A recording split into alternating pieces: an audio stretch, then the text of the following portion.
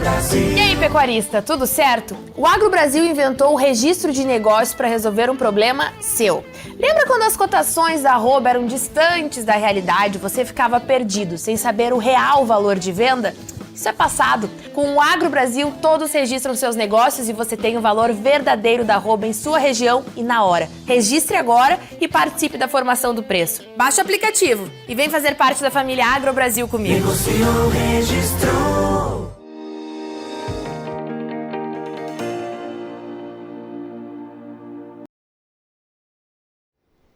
E a semana está encerrando no mercado do boi gordo, consolidação aí dos 350, as escalas inclusive evoluíram, no entanto, a gente precisa entender o que vem pela frente agora.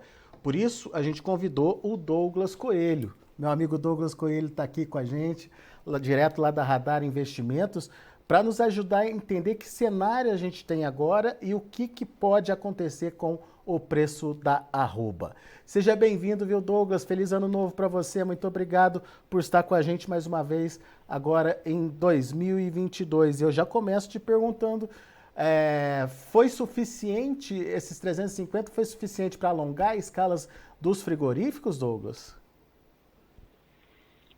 Olá, muito bom dia, Alexander, muito bom dia a todos os amigos do Notícias Agrícolas, sempre um prazer falar com vocês. Que 2022 seja um ano de muita harmonia, saúde e paz para a gente construir um ano melhor, né? É isso aí. Construir juntos aí um 2022 bem melhor que 2021. Vamos para cima. É isso aí. E em relação ao boi, foi como você bem colocou, né? A indústria começou 2022 num cenário já de oferta restrita, no qual aí abriu o preço com 330, 335, 40, 45, não levou volume e teve que pagar aí os 350, entre os 345 e 350 para conseguir um volume maior ou um animal de uma cobertura de carcaça melhor, ou padrão China, ou colocado dentro de casa, né? Esses animais que atendam essas condições sintam na prateleira de cima e acabaram destravando esses negócios em preços maiores. A gente viu bem claro durante essa semana que terça e quarta foram bons dias de negócio no mercado físico, então hoje a gente viu um fluxo mais calmo em relação aos dias anteriores, mas sim foram suficientes para destravar um pouco dessas escalas, né? A gente viu aí no dia 4, o dia 3, as escalas mais perto de 4.3, 4.4 dias úteis, e hoje, sexta-feira, a média dessas escalas em São Paulo está fechando mais próxima de 4.95. Então teve que pagar mais para andar um pouco as escalas, para tentar preencher esses buracos que faltavam aí até meados de janeiro. Mas daí você disse que terça e quarta foram bem movimentados, teve bastante negócio. Mas o que aconteceu depois disso?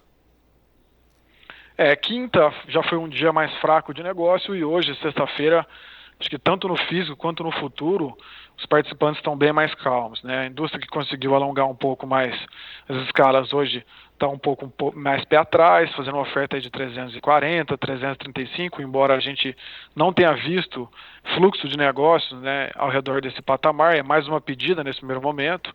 O próprio pecuarista, abaixo de 340, reluta em entregar os animais, já fala, peraí, vamos conversar depois então, as chuvas estão indo muito bem, a recuperação das pastagens está vigorosa, né, com exceção aí do Rio Grande do Sul e alguns pontos do Paraná, no resto do Brasil tem chovido dia sim, dia não, com uma boa frequência, com bom volume, e isso deixa o pecuarista numa situação mais confortável nesse sentido, né?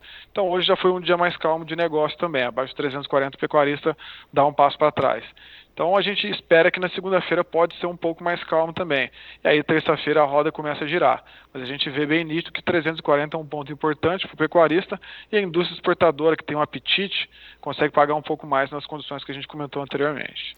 Ô Douglas, daí a gente vai encontrar dois mercados demandadores importantes aí de serem analisados.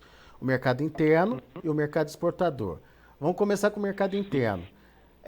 Essa primeira semana houve basicamente uma recomposição dos estoques, do consumo do final do ano, o atacado e varejo acabaram se reabastecendo aí, o que justifica uma talvez até manutenção, queria até que você confirmasse isso para a gente, do preço aí do boi casado. Mas e depois, Douglas? O mercado vai conseguir sustentar os preços da carne, por exemplo, no atacado? O atacado, ele, querendo ou não, ele foi um grande destaque aí no final de 2021, né? A gente começou o final aí começou dezembro, né, com um ritmo mais fraco das vendas. O pessoal do setor até ficou um pouco mais assustado, falou, será que esse vai ser a fotografia de dezembro mesmo? Mas não, a partir do dia 15 e 17 as vendas deslancharam, e aí foi um volume interessante para a indústria, para o atacado, para o varejo, seja dianteiro, seja traseiro, principalmente os cortes grilos. A gente teve uma boa vazão, e isso, querendo ou não, deu um alento para a cadeia como um todo, para o setor como um todo, né? E tipicamente janeiro não é assim. A gente pode esperar sim que a partir do final do mês, meados de mês, a renda disponível da população tende a ficar mais curta, e aí não vamos falar em quedas por enquanto, porque a gente teve um preço sustentado, como você bem colocou. Mas é difícil emplacar novas altas no atacado diante dessa condição, né? Que mais impostos, que a gente vê também menos renda disponível para comprar produtos de origem animal ou um lazer, alguma coisa nesse sentido. Então, emplacar novas altas no atacado, mesmo que dezembro tenha sido muito bom, eu acho difícil em janeiro, diante dessa conjuntura. Mas a gente viu sim o cenário sustentado. E por que sustentado? Porque as vendas foram muito boas e tanto o atacado quanto o varejo tiveram que repor, né? Repor seus estoques, repor suas gôndolas, né? E essa alta taxa de reposição manteve os preços sustentados. A gente viu o preço da carcaça casada no atacado aí bater 19,70, 19,75, 19,80. Hoje recuou sim, mas está ao redor de 19,55, 19,60. Um recuo mais comportado, mais contido.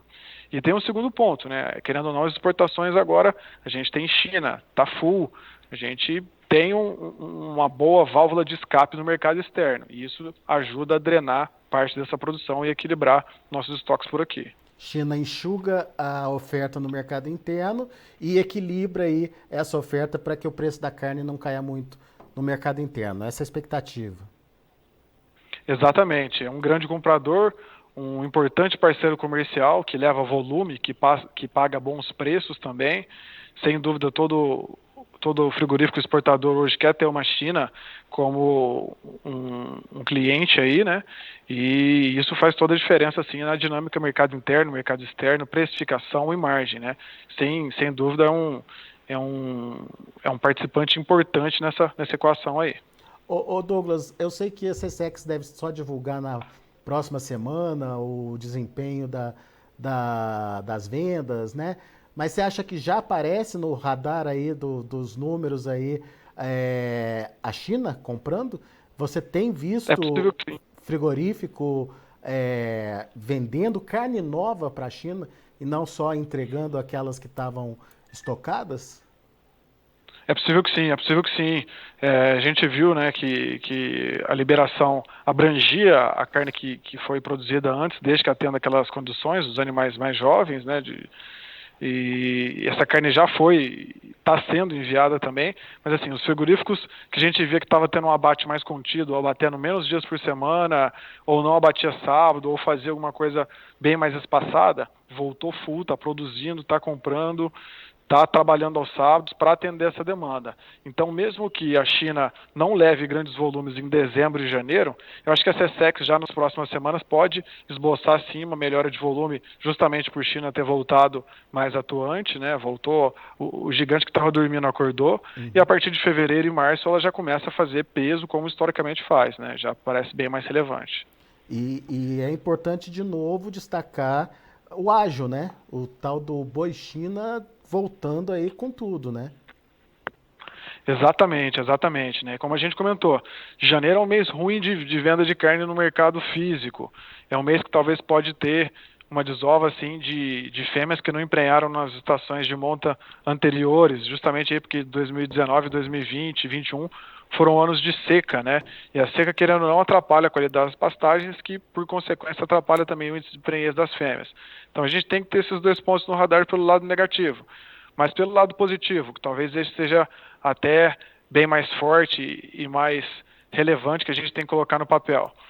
o ponto principal da alta de 2019, 20 e 21 foi a China atuante, né? Esse ágio de boi China de 15, 20, 10 reais foi que puxou o mercado durante esse tempo todo.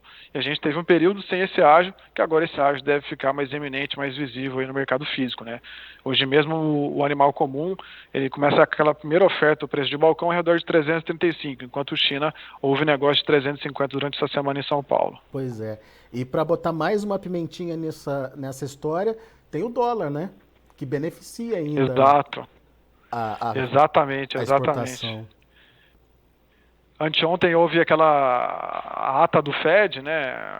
Os dirigentes do Banco Central norte-americano soltando aí o comunicado que a alta de juros por lá deve ser mais rápida e com mais intensidade do que inicialmente pensado.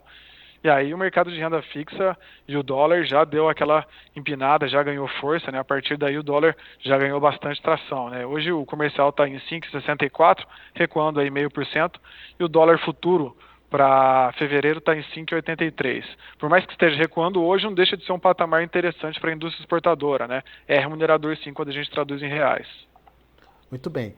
Resumindo, a perspectiva ainda é boa? Você acredita que preço forte ainda pode continuar esse preço forte da arroba, Douglas?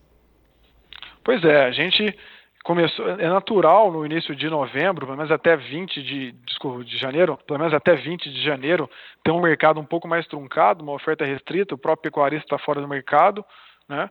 E o consumo também doméstico, ele é mais limitado, mais com freio de mão puxado, mas a gente tem que pensar que 2022 é um ano eleitoral, isso por si só já traz alguma incerteza política e isso deixa o dólar estressado. A gente vai ter um ano aí de alta de juros dos Estados Unidos também, possivelmente alta de juros do Brasil, né? Hoje está as projeções do Banco Central, 11, 11,25, 11,5 para a taxa de juros no país. Isso deve deixar o dólar estressado, né? O mercado de renda fixa é o maior mercado do mundo, então isso, querendo ou não, deixa a atratividade dos investimentos lá fora, isso traz fuga de dólar no país, isso deve deixar o dólar sustentado. A gente tem a China, que é o nosso principal importador, acordando, já começando a comprar maiores volumes a partir de fevereiro, de março. Então, mesmo que a gente tenha um cenário um pouco mais calmo, mais truncado ou com freio de mão puxado na demanda interna em janeiro, para o restante do ano a gente tem um cenário, seja de dólar ou seja de China, bem sustentado, né? Então, para ter movimentos de queda mais relevantes, a gente precisa ter uma mudança de fundamento mais brusca aí também. Por enquanto, o cenário que está se desenhando é um pouco mais sustentado adiante. Muito bom, Douglas Coelho, meu amigo, obrigado mais uma vez pela sua participação aqui conosco. Volte sempre. Eu que agradeço pela oportunidade, um forte abraço, até mais. Valeu, um abraço para você. Tá aí, Douglas Coelho, Radar Investimentos, dando um show de informação aqui pra gente, trazendo detalhes importantes e cenários também pertinentes aí para a precificação da arroba. Você viu que depois de avançar aí nas escalas, pagando R$350, frigorífico tirou o pé, está oferecendo aí um pouco menos, 335, para sentir o mercado, mas parece que não vai ter muito fôlego para manter esse valor mais baixo, não. Vai ter que voltar aí para valores acima dos 340, que é o que o pecuarista tem ouvido e tem participado, segundo o Douglas Coelho da Radar Investimentos. Mas vamos ver na semana que vem como o mercado vai se comportar, pelo menos essa é a tendência que, com as informações que a gente tem até agora, parece que tende a se cumprir.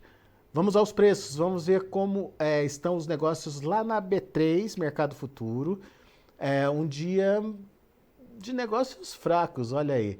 Janeiro 337,75, subindo 0,21%, mas pelo horário que a gente está vendo ali, a negociação aconteceu logo cedo e depois não aconteceu mais não.